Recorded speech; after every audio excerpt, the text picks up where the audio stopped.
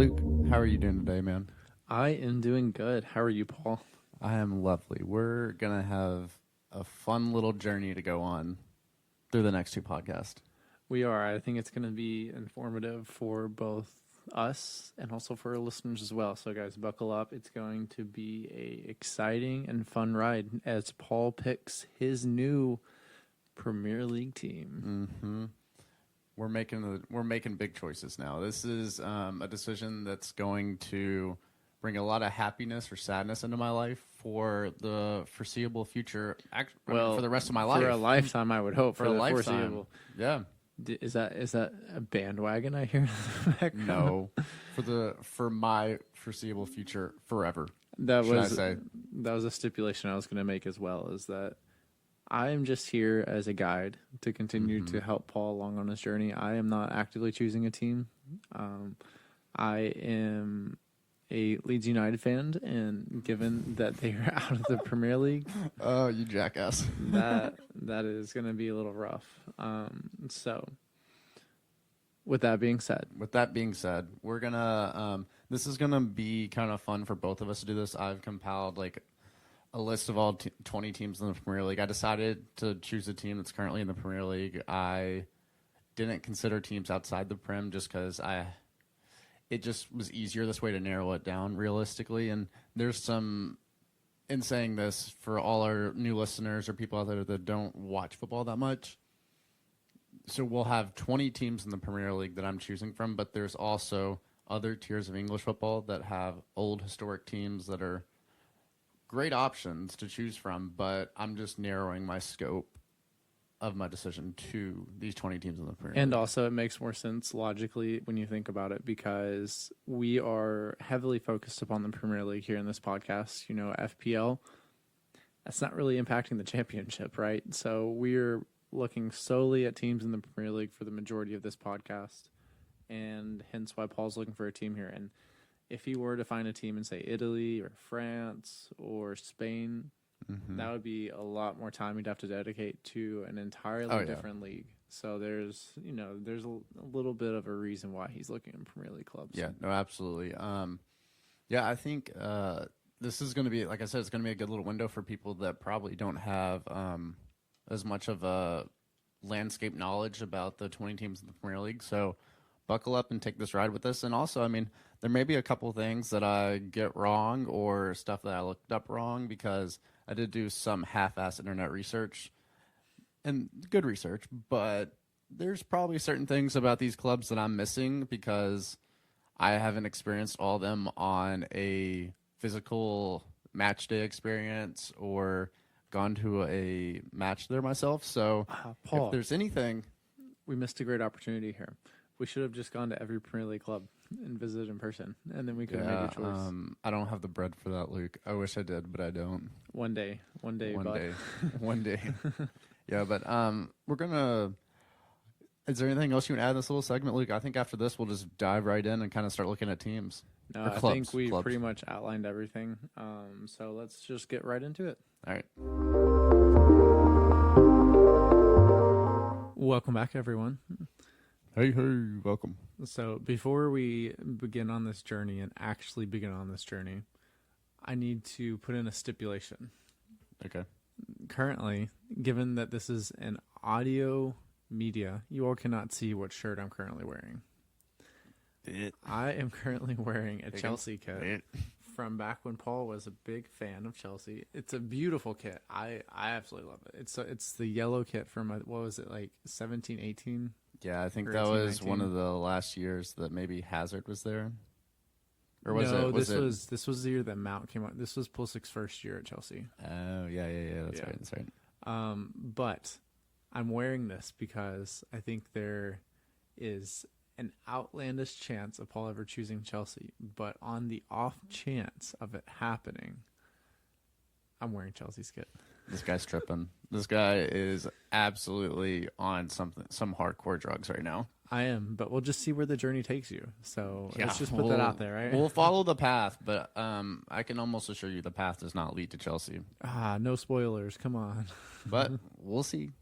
We'll Okay. see. I will hand it over to you, Paul. Do you want to go with the first club that we will be spotlighting? Yeah. So we're gonna start with Aston Villa, who are located in Birmingham, and honestly, that's a very I didn't realize the prestigious nature of Aston Villa.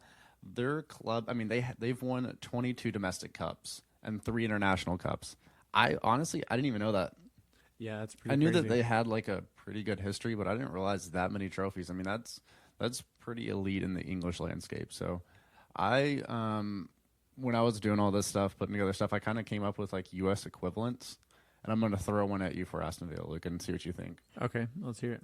The Philadelphia 76ers. Oh, okay. Very nice. Okay. Tell me a little bit more why you think that.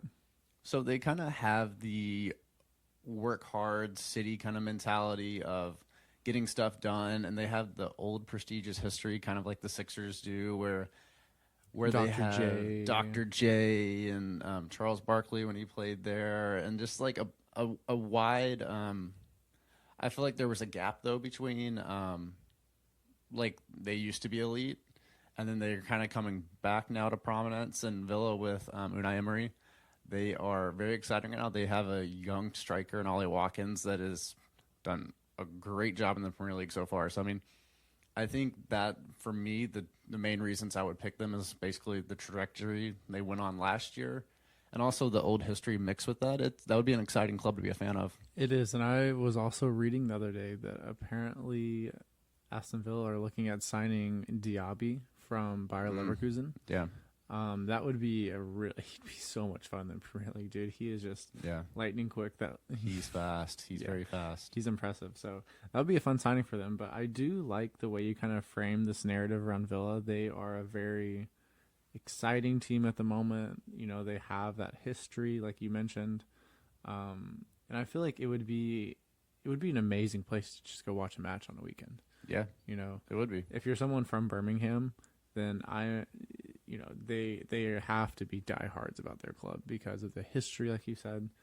And I mean, it's the biggest team in Birmingham, so of course they're going to be really supportive of that club. So Yeah, and hey, if you're a Peaky Blinders fan, Aston Villa may be the club for you. You know. and Thomas Shelby, is Thomas fucking Shelby, ingrained man. in the blood there. Yeah.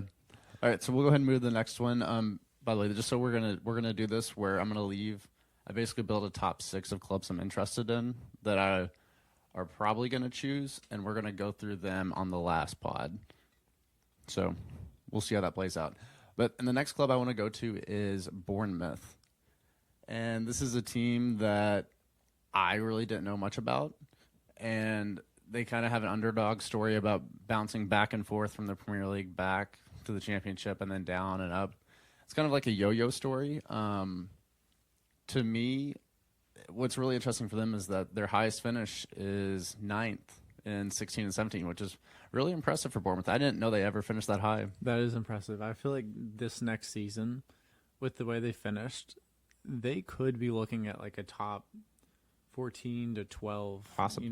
range the next Premier League season. And if they can do that and break that cycle of kind of yo-yoing up and down from the Championship to the Premier League, that'll be excellent for the club. They gain some stability, and maybe push for some like an FA Cup title or something like that, where they're trying to get some silverware after going so long without any.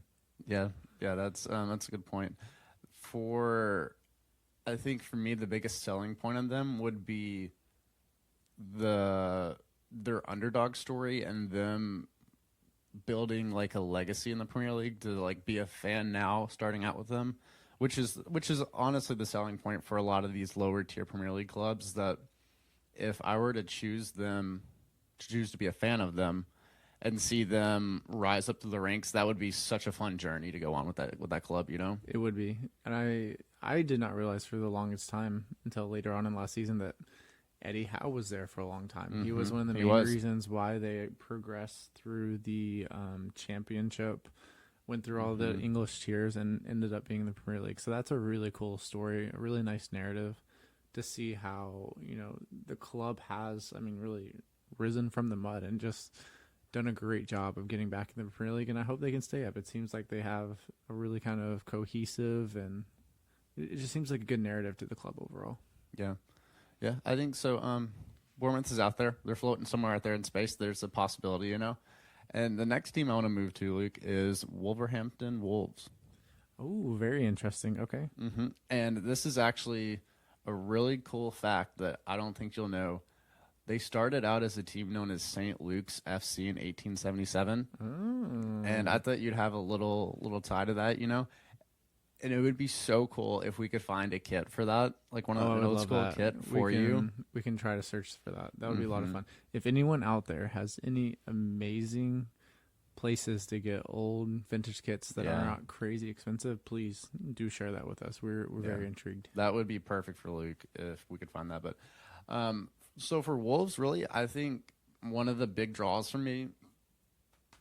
Sorry, I had a little indigestion there, but one of the biggest draws for me is one of my pretty good college friends, Mel. He is a Wolves fan, and he always talks about the pain and the existential nature of being a Wolves fan. And honestly, that kind of draws me, you know, like a little roller coaster ride up Why and down. is that not a character trait for you? It's a character flaw or strength, whatever you want to go with, but It's a trait. We won't It's a say trait. whether it's good or bad, but it's a trait. it's a trait. And as always, As always. maybe this is applicable. The suffering is necessary. Suffering and is if you are a necessary. Wolves fan, I think the suffering is I think Mel would agree. eternally necessary. I think Mel would agree. But so that Wolves are also like Bournemouth. They're floating out there. You know, they're a possibility. Someone to think about. Definitely. Yeah.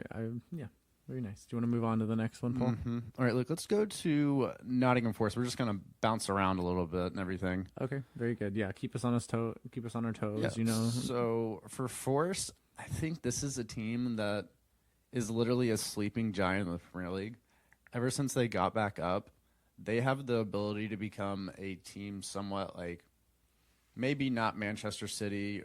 Manchester City's a very long shot, but like I think they could end up being a team that pushes for the top 6 with the right investment and the right system they put in because I mean they have an owner that can spend money. They have a rabid fan base that's going to get behind them, and I think this is one of the best long shot options to pick a team in the Premier League. Oh, so you're saying that a team, like if you were going to be speculative about how you pick a team, this would be a good one. I see that.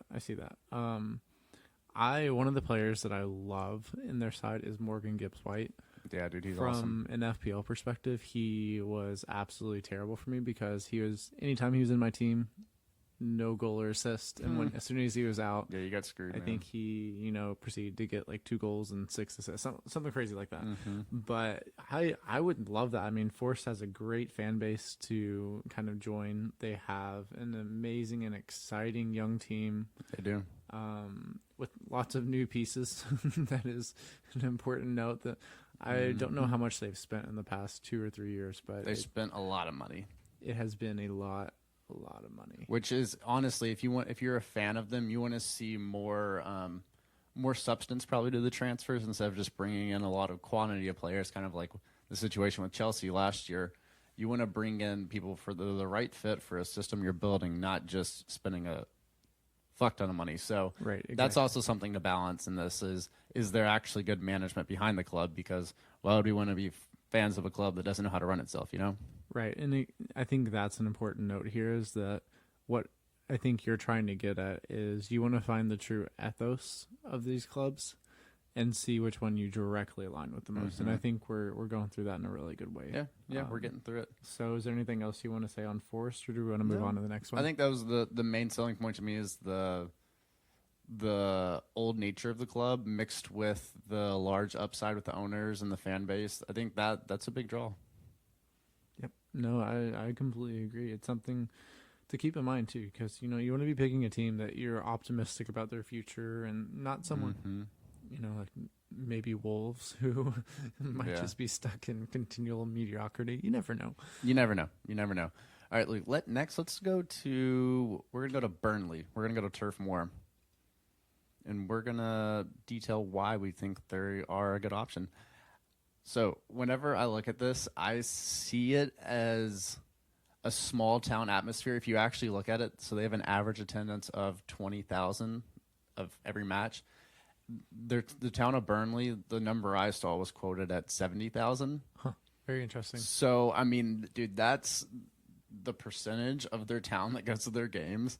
It's fucking awesome. But I think what attracts us to some things about the Premier League is you see this integration of clubs into their communities. They are directly interwoven to, I mean, literally the entirety of these people's lives, right? Like some of them are completely reliant upon the success of the Yeah, club look at Leeds. to provide their livelihoods. And whenever the club struggles, the town is going to struggle as well. So that direct kind of integration of the two is so intriguing to me, and it's fascinating, frankly.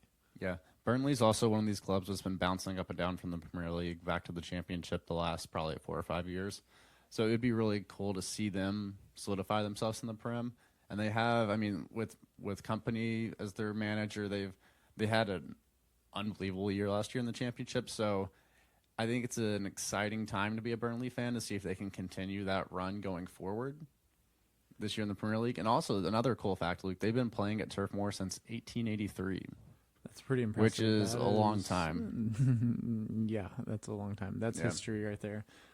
One thing that I think is really exciting about Burnley, but might be detrimental to you choosing them as a club, is they have one of the young and upcoming managers in all of Europe. Yeah. If you listen to the right people, the top clubs like PSG, Real Madrid, all of these top European clubs, they are eyeing him.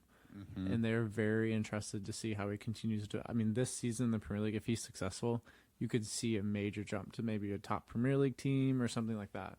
Yeah. As we know, there's a lot of turnover with managers in the Premier League, so that is something that could honestly maybe harm your decision to choose Burnley. Yeah, if you think about it. It's really hard.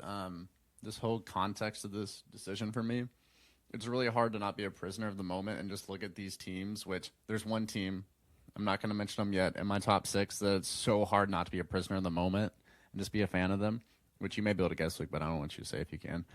And it's really difficult to balance that because, like, there's teams that I really love after watching last year, and I'm like, I have to remember these coaches and these players aren't going to be here forever, and it's the club that's going to stay, you know?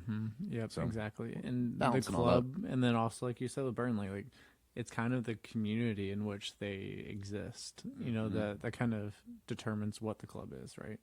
So like with Bournemouth was it Bournemouth? No, it was like Villa, for example. You know, they have kind of like that, like get the job done mentality, but also a history, you know, kind of like the Sixers. And it's that, their ethos, who they are as a club that really matters in this decision. Yeah, dude. It's that's a good one. Burnley really is. I think that's a good option for people out there considering a new Premier League team to look at. They're young and exciting, and we'll see how they do this year in the Prem. All right, so next we're gonna bounce down to Crystal Palace. We're gonna move to South London, and we're gonna explore why the Eagles may be a good option for me to be a fan of. All right. Well, you want to dive into it? Yeah. So me and Luke took a trip to London late. What was it, in March of this year? Yes. I think it was March, and we managed to get tickets to a Crystal Palace and Everton match. And honestly, I don't think I really even knew what I was walking into because the atmosphere, I knew it would be fun and be a good time. But like Crystal Palace fans were awesome at the game. Let me tell you, fucking electric. It was so cool. Like Selhurst Park was bouncing the whole time, and we saw a 0-0 draw. But I mean, even the whole time they were singing, and the Everton fans were singing too. Like it was a great atmosphere. The park's a beautiful park. The beer was great. We just had an amazing time.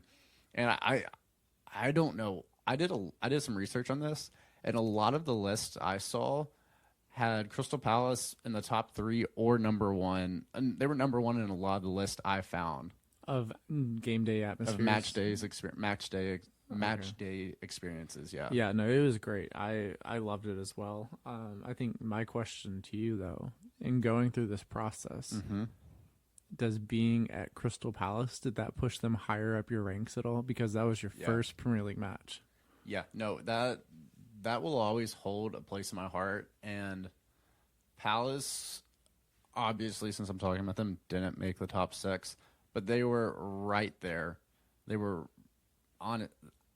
I had to choose between them and another club, and I chose the other one. But Palace, it's something to me that, I mean, like, they're basically the underdogs of London, essentially, if you look at it that way. And the atmosphere, the fans, and they actually claim to be the oldest club in the world. They claim that they I were did not founded know in that. 1861, but it was disputed by the FA.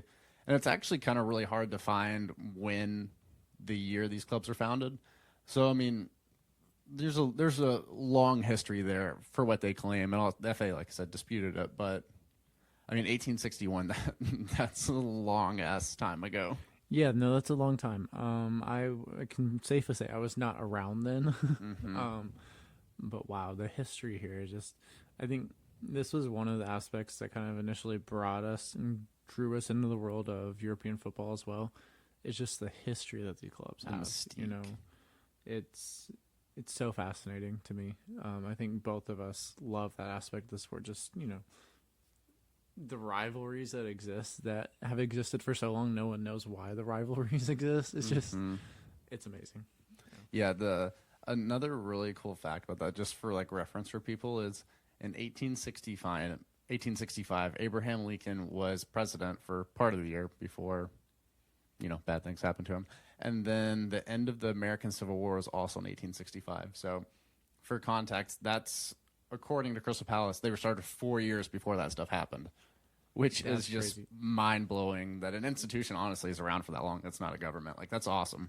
As Americans, knowing that that's pre-Civil War, just wow, Yeah. mind blowing, mind blowing. Yeah. Okay, well, do you want to kind of move on to the next choice? It is, Yeah. it's kind of sad that Crystal Palace didn't make it higher in the list. I thought that, the They- match day experience. So Luke, I said, like, I think honestly they would fall like 7 or 8 on my list. But I'm just going through this now. I'm not going through in any order at all. I'm just kind of bouncing around. But next team I think we want to look at is Luton Town. And if people out there have not seen, I want you to pause our podcast right now and I want you to look at their stadium, because that is absolute English football to its core right there. And they have already postponed their first match. Yeah. That they'll be hosting, and that was against, was that Burnley, I believe, that they're playing. I think so. I can't say exactly, but that sounds right. And, it's very brave of them to do that, frankly, because they could have told the Premier League and Burnley as well that, we could have it done, it'll be fine. And they didn't, they owned up to it. They said they weren't going to be ready on time. So good for them to do it this early on. People can make other preparations in order to get to the match when it's rescheduled. Yep. And honestly, we just want the players to be healthy, right? If it's not a safe pitch for them to be on, then we don't want that to happen. So back to you, Paul. Why are you possibly choosing Luton? Well, I think the main draw for me is they're essentially a Cinderella team in March Madness. Like, if you look at them, they've gone through a historic run in the English pyramid. They're the first team to return from the 5th tier of English football to the Premier League. And, dude, just the process they've gone through to get to where they're at now in the Premier League it's astounding. Like, like, one of the things I've been talking about is speaking to the club's identity and who they are. And, I mean, it's just a never say die mentality for Luton. I mean, if you come back from all that, you're doing something so fucking right that it's kind of hard not to root for them, even if you're not a fan, Yeah, I agree. I think it's so exciting on so many different levels, for Luton as well. Like, just getting back to the Premier League, what that means for them, what it means for the club. But inversely, what it also means for other teams deep within the English pyramid. There are prime examples with them, with Bournemouth, with all these clubs of, if you manage your club properly, have the right people in really important places, you have the possibility of making this historic rise in the Premier League. And now they're on the biggest stage. They get to go out there and fight to stay in the Premier League. And, who knows? Maybe they'll surprise us and be in the top of the table. You never know. You never know. There's just always that air of mystery at the beginning of a Premier League season where it's awesome. every team 1 through 20 has the idea in their head. Or even if you're a lower team like Luton, maybe you're Leicester. Maybe you're Leicester, Yeah. You just don't know. But yeah, I think that for Luton, that's kind of the main, the resiliency thing and the club culture of just being successful. I mean, that's something that's very, very appealing to me. One person that I'm really excited to see play is Carlton Morris, their striker. Oh yeah, He's he lit up the championship last year, didn't he? Big body. He is really good in the air, but he strikes the ball really well as well. So someone to keep an eye on for someone get little going under the radar coming in the season. It'll be interesting to see how he holds up against other Premier League defenders. So that is definitely something to keep an eye out for. But that'll be into my little rant. Is that about all you have on them, Paul? Yeah, that's about it right there. Next, we're gonna head to Manchester, and Ooh, we're gonna which one? We're gonna wrap up both teams in one. We'll discuss City first, then United. You're not going to become a citizen. No, sorry, Kyle, it's not happening. The main reason, Manchester City, we all know about them. I think the best way to describe them, sorry, Kyle, is new money. Like a team that's always struggled, and then they get a huge investment from a Saudi firm, and here we are. Are you saying that they are the Daddy's Trust Fund kids? Is that what you're saying, Paul? Their daddy's credit card. Daddy, can I have that credit card? Oh yeah, but it actually is really cool what Manchester City has done with the money they've been given. Like, it's one thing to have the money and invest it and just kind of see what happens, but PSG. yeah. They've checked every box that they would have wanted to coming into this new group that bought them. And they hired the right coach. Best coach of all time probably. And then they put the right pieces in play around him, and they've dominated the Premier League. They just got their Champions League. Like, this would be a great team to be a fan of right now. But like I said, we're not going to be prisoners of the moment, and who knows what's going to happen with them 10, 15 years from now. So Manchester City does not make my top six, mainly for the reason because why would I choose a team that's the best right now? It just doesn't make sense, My question in regards to City is, are they at this point where they just won the Premier League for the second straight year? 5 or 6 out of the last 10, I guess. And they got their first major European title. Yeah. Are we about to see them go on a run where they run off and get the next 3 out of 5? Or they get the next possible. 6 out of 10? It seems like they're maybe on a precipice here. They have a lot of players going out, and the way in which they rebuild the squad is going to be so imperative for them if they're able to make that run where they're securing multiple European titles. Mm-hmm. Yeah, that's a good point. Like, we'll have to see, but I think after Pep got the first one at City, it just kind of is going to open the floodgates, and they're just going to keep getting better. And they have sent a lot of players out this year to different clubs all over the world, so there's going to be a little bit of a retooling. But whenever you have the absolute talent across their squad and young players too that they're integrating, there's not going to be much of a drop off realistically. Yeah, right, but the margins are so fine, especially in something like the Champions League. If they're competing for the Premier League and if they're competing for every possible cup they can, they have to be almost perfect in order to win the Champions League. No, I again. agree. I agree with you there. So I think a little bit of a drop off, and we could see them not making that push for Champions League again. Yeah, no, I totally agree. And that's if anybody else out there is choosing a Premier League team this year, I would advise against Manchester City. But also, hey, if you want to be a bandwagon, it's your decision. Go for it. Man, I'm so excited. I just can't wait for this next season to start. Yeah, just think about all of the possibilities here. Like, we have Manchester City, Manchester United, Liverpool, Arsenal, maybe Brighton, Chelsea might come in and be really great this season. There's just so many things that can happen. I forgot Newcastle. How can I forget Newcastle? There's so many teams that are just building their squads in ways in which they're increasing their depth, getting better, higher quality players in, that I'm so excited for this season to start. I can't contain my excitement. Yeah, it's really cool. So next we're going to go to Manchester United. And Manchester United has 59 domestic cups, 8 international cups, and I think not easily, but Liverpool actually technically have more cups than them. I think, yeah, they do. But easily, probably the most well-known English club throughout the world, I'd say. the flagship English club. And just to keep it concise and short, under my reasons to pick, I have no fucking way. Because it's not happening. I will never be a Manchester United fan over my dead body. Let's be honest here. Anytime we meet someone in the States and they say, I'm a United fan, there's an internal sigh.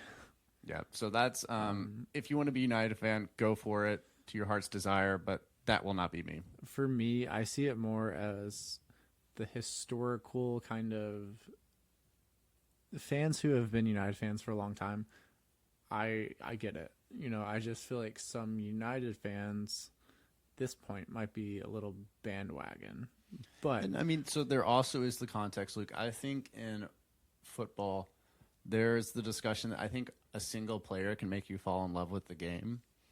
So if you're a fan of a player and you fall in love with them, with the player and then the club they're at, I understand that. But like all the shit that Manchester United does, like just as an institution, I'm just not here for it. So I'm not going to be a Manchester United fan. Their fans annoy the shit out of me, so I'm not doing it. are you saying that Ronaldo attracted a lot of those fans to be initially United fans? I'd say That so. we, like, United. interact I mean, with? if you look at Ronaldo, you look at Wayne Rooney, you look at who else was going to say? I mean, David Beckham. Like, I mean, they've had a lot of transcendent players over the years that have drawn people into the club. So I mean, I get it. I get that honestly, but like, not for me. Yeah, and that's okay. You know, for each person, you know, they're going to decide things differently. So if you are a United fan, you know, great. That's excellent for you. I think that there's a lot of tradition, a lot of history at the club, and they've had some amazing players, like Paul said. So we definitely more than acknowledge that. And yeah, so it'll be a lot of fun to kind of see how they grow this next season. Ten Hag has been really good for them so far. Yeah. So next week, let's bounce around let's go to Sheffield. Sheffield, all right. Tell me more about Sheffield, Paul. So Sheffield's kind of going to be the same story of Burnley and Bournemouth a little bit. They've been bouncing around from the Premier League to the Championship, and they have one of those underdog stories where it's kind of the same context again, where it would be a long shot to be a fan of them essentially, because you're probably like, Wolves is one thing for an existential nature, but Sheffield and these clubs, like, I mean, you just don't know what you're going to get realistically, because they just don't have the money to spend.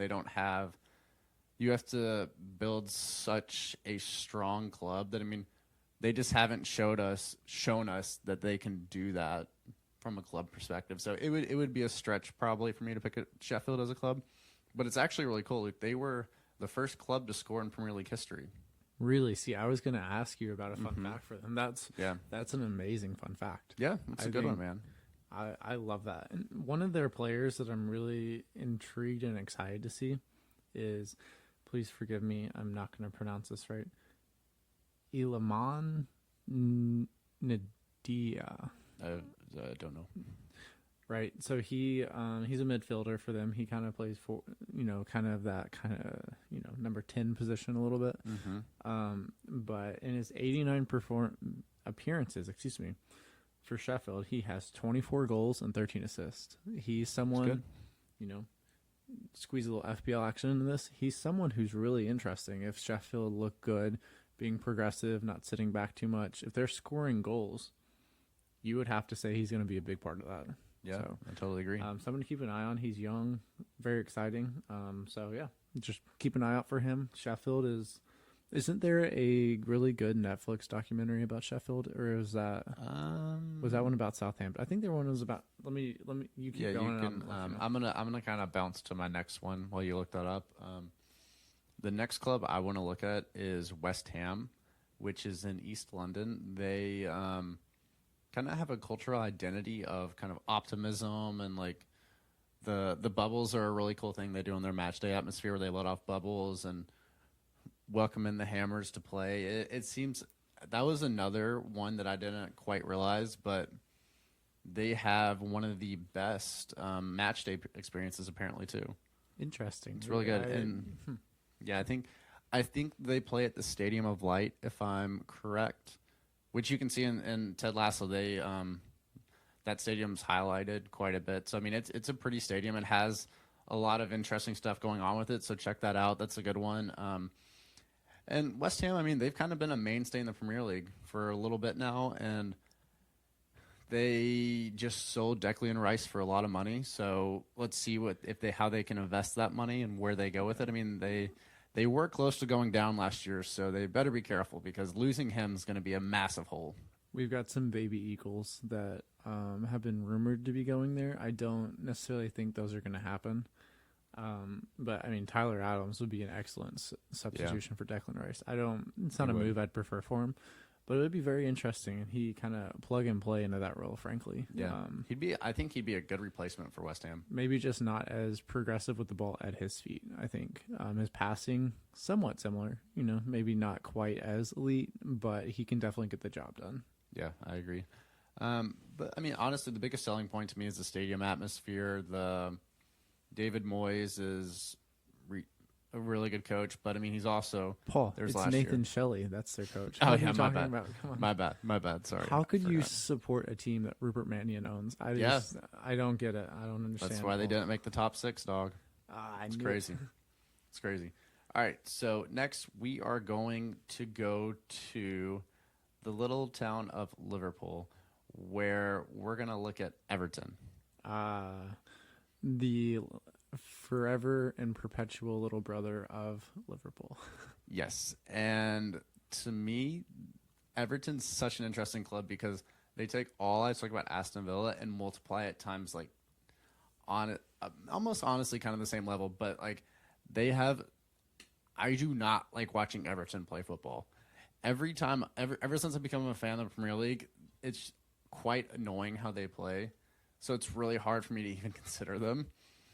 But you have to really respect their ability to even stay up after the amount of money they've spent the last like 6 or 7 years and the returns they've got out of these players. Like, it's amazing how much money they've spent and finished basically last in the Premier League all this way through. And that's what I was going to say to continue on that point is Or not last, but outside the top 3. Right. But the reason why they play the way they do is because they have so poorly invested in players. Mm-hmm. They've put in a lot of money, but on the same hand, they just haven't developed that talent in a way that allows them to play progressively, play with the ball at their feet a lot. So they sit deep, they absorb a lot of pressure, and somehow they eke out goals and manage to stay in the Premier League. But something that I was going to mention too is it feels like they are the club with the mentality of, if we draw 38 times, we will not be relegated. Probably stay up. Yeah. So it just feels like that mentality. But I mean, Everton is props to them. They managed to stay afloat, I guess. They are one of the most historic clubs in the Premier League. So maybe they can grow out of this phase they've been in, grow more into that sleeping giant that they are, and kind of move back into that top 6 dialogue. So there's actually a really cool fact about them. Like, they have a record 121st tier seasons. So they've been in the first tier 120 seasons. Do we know that's a lot of history right there. When was the last time they were relegated? I can look it up real fast. You look it up real fast. I do not know the last time they were relegated. But I think a good U.S. equivalent for them is the Chicago Bears, where they have this old history, and they were so good for a long time, and then they just in the last 15 years, they just can't keep it together. Holy shit, man, this is crazy. Okay. So Everton have been relegated twice, right? They got down to the 2nd tier, so that's why it's been 4 years, right? Mm-hmm. They were relegated once in the 1929-1930 season, and then for a second time in 1950-1951. How crazy is that? It's been almost 75 years since they've been relegated. Yeah, that's why it means so much. I mean, whenever you see all these Everton fans, remember when the fan took the ball and put it in his shirt whenever they were fighting for relegation? What was it, 2 years ago? Yeah. Like, it means so much to these people because, I mean, like, imagine, that's longer than some people's lives, realistically. Yeah, it is absolutely insane. the history that they have and how ingrained they are to their community. I mean, they are literally their community. That's how it is for them. Yeah. So, and that's why we see fans being so passionate about who they are and what they want from the club. Yeah. But that's a crazy fact. That's insane. All right, Luke. Well, so next we're gonna go to Chelsea. Oh, should I hold the jersey up so everyone can see it? No, not at all. Not at all. So there's an interesting fact about Chelsea, and they were voted the most hated Premier League team in 2019. And Who voted on that? Was it just you? support it. No, I was not a fan of the Premier League in 2019, Luke. But they, Yes, you were. to me, Chelsea, they have the old historic nature, but they also have part of the new age, new money thing with Roman Abramovich coming in, investing in them, and bringing just a fuck ton of money into the club, and it paid off for them. I mean, they had a really good run, probably like over the last 20 to 25 years. They've had a great run that's been probably one of the best, and arguably probably top four run in the last 20 years in the Premier League. Like, they've had a ton of transcendent players. They have a great academy that produces a lot of talent, but the problem for them is they can't ever get out of their own way. Realistically, even without Abramovich, even with the new owners, they're doing the same thing where it's just a love-hate relationship. And honestly, this is one toxic thing I do not want to be a part of. I just don't. I get that. I think I've seen the worst parts of Chelsea after Pulisic, and I don't want both part of us have been through the toxic cycles of social media with Christian Pulisic, because he was what got us initially into European football. And man, it gets pretty rough out there. They constantly send people to the shadow realm. Yeah, but on the flip side, so for other people out there that are considering being Chelsea fans, I think it actually is a good time. Like, you're kind of investing low at this point, because Chelsea is, I think they're always going to be like a top 6 club probably for a long time. And they have the money, they have young talent coming into the squad. They have an exciting coach coming into the team with Pochettino. And I mean, their owners are not afraid to spend money, as they showcased the last year and a half. So, speaking of showcases, maybe there'll be a fun All-Star game sometime soon. yeah, with what 12 aside on each. Yeah, they could do north-south instead of east-west, like the NBA All-Star game. Yeah, yeah. All right. No, Well, that one, it's an option, for some people out there, but not for me. So outside of their youth and kind of that talent and having Pochettino come in, are there any other bright spots that you found while you're doing your research about Chelsea? Honestly, not really. I think that as somebody that, like I said, on our London trip, I went to Stamford Bridge and kind of saw it, just because I was a Chelsea fan for a little bit whenever Pulisic first went there, and I didn't know about the club identities and everything. But there's a great picture of me there, by the way. That will never see the light of day. It probably will eventually, but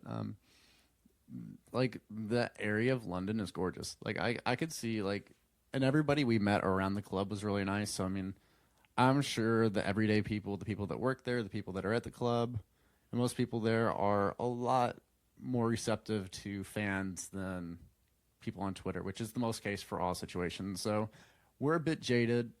I don't think me or Luke will ever be a Chelsea fan. So, but for other people out there, I mean, there's stuff about the club that's exciting, Yeah, what I didn't tell you is I'm making my own Premier League team pick, and who I'm going to pick is the team that wins the Premier League next season.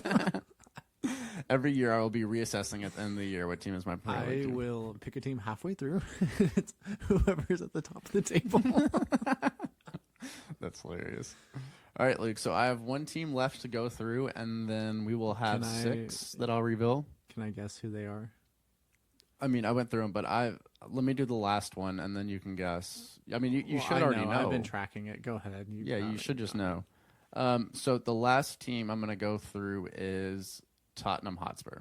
That's what I was going to try to guess. Is who your you were team that was excluded was. Okay, I see. I didn't follow you. Yeah, and as you said that, I was mouthing Tottenham Hotspur. So. Yeah. So Tottenham is going to be the one that, not honestly, it's without order that I just went through these 14 teams, but Tottenham is, I think if you're looking at a Big 6 team to pick from, they're probably the lowest risk, highest return of a team.